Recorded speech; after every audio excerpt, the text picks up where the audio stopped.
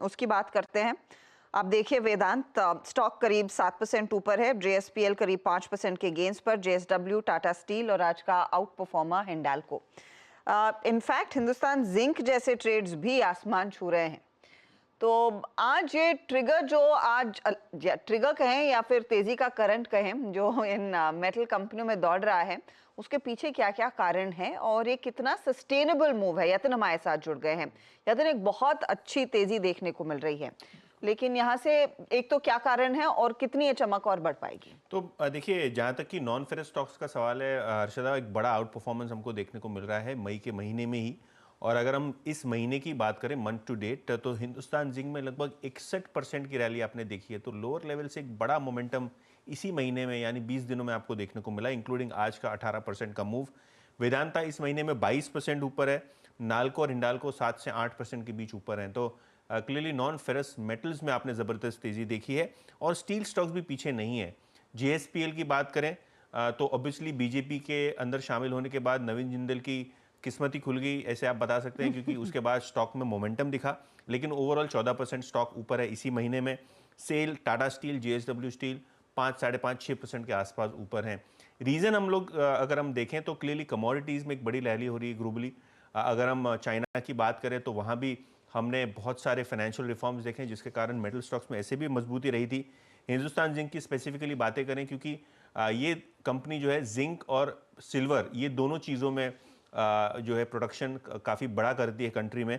Silver लगभग 15% इस महीने में बढ़ा है और ऑल टाइम हाई के आसपास आपको सिल्वर आता हुआ नज़र पड़ रहा है। मल्टी ईयर हाई पे ये ये कमोडिटी देखने को मिल रही है।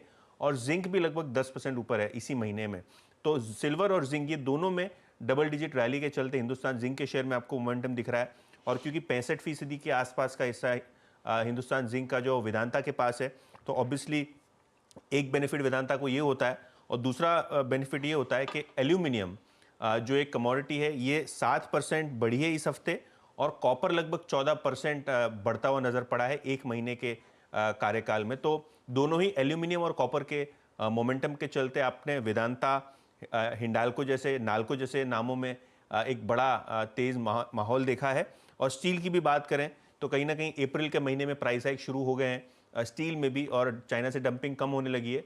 उसके कारण आप स्टील स्टॉक्स में भी एक बड़ा मोमेंटम देख रहे हैं अर्निंग्स के पहले पहले। Tata steel obviously earnings report करेंगे तो उस पर भी नज़र बनी रहेगी। जी हाँ, बहुत एक तगड़ा मोमेंटम इन स्टॉक्स में बनता हुआ साफ दिखाई दिया। शुक्रिया यतिन इस अपडेट के लिए। मयूरेश, अगर फंडामेंटली आपने कोई ट्रेड लेना हो, क्योंकि ये थीम काफ़ी अच्छे तरीके से यतिन ने हमें समझाई है, आप किस स्टॉक पर ज़्यादा बायस रखना चाहेंगे तेजी करने का इस समय? Siddharth, I think within the steel stocks, the better play will be जो integrated players हैं, और इसका रीजन बहुत सिंपल है, क्योंकि at some point of time जैसे China and the rest of the globe restocking start होगा, तो जो input costs है, which include iron ore, which include bauxite, which include alumina, which include coking coal, ये सारी कीमतें बढ़ेंगे along with increase in LME realizations itself. इसलिए vertically integrated players, in my opinion, can still continue doing better. Domestic demand strong है और operating leverage play out होगा with better numbers playing on a EBITDA front. तो JSW Steel within the steel names जहाँ पे integration ठीक ठाक है, इसको जरूर ध्यान में रखा जा सकता है। ये हमारे वॉच लिस्ट पे जरूर है। Within the non ferrous place Hindalco, क्योंकि इसके पास भी माइन कैपेसिटीज हैं, एल्यूमिना की कैपेसिटीज है, बॉक्साइट की कैपेसिटीज है, and generally I think the demand should start moving higher along with realisations for aluminium, जो एलएमई पे अच्छा खासा गिर चुका है, 2100 पे आया है प्रति टन।